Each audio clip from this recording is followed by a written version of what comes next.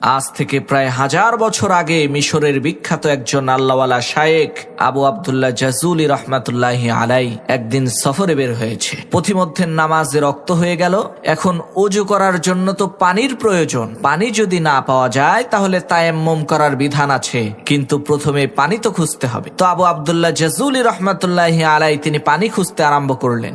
খুঁজতে খুঁজতে তিনি একটা কূপ পেলেন। সেই কূপের মধ্যে চেয়ে দেখলেন কূপের নিচে টলটলা পরিষ্কার পানি আছে, কিন্তু দুঃখের বিষয় সেই কূপের আশেপাশে কোনো বালতি নেই। তখন আবু আব্দুল্লাহ জাজুলি দেখতে পান ওই কুয়া থেকে একটু দূরেই একটা ঘর রয়েছে, আর সেই ঘরের ছাদের উপরে ছোট একটা বাচ্চা মেয়ে খেলা করছে। তখন তিনি ওই বাচ্চা মেয়েকে ডেকে বললেন, মাগো, নামাজে রক্ত হয়ে গেছে, আমি একটু ওযু করে নামাজ পড়বো।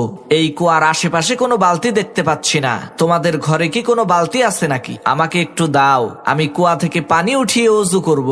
তখন সেই মেয়ে জিজ্ঞেস করলো, মানা আনতা আইয়ুহাল মুসাফির, হে পথিক, আপনি কে, আপনার পরিচয় কি? তখন তিনি পরিচয় দিয়ে বললেন, আমি হচ্ছি আবু আব্দুল্লাহ জাজুলি। মেয়েটি তখন বলল, হায় আফসোস, আপনি হচ্ছেন আরবের সবচাইতে নামকরা বিখ্যাত শায়েখ।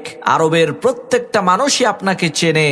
আপনি এত প্রসিদ্ধ নামকরা একজন আলেম হয়েও কূপ থেকে পানি উঠানোর জন্য বালতি তালাশ করছেন, এটা তো খুবই আশ্চর্য বিষয়।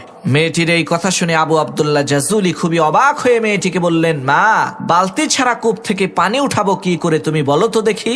এই কথা শুনে মেয়েটি ওই কূপের মধ্যে থুতু মেরে দিল, আর সাথে সাথে আল্লাহ তাআলার কুদরতে ওই কূপের পানি উতলে উপরের দিকে উঠা শুরু করে দিল।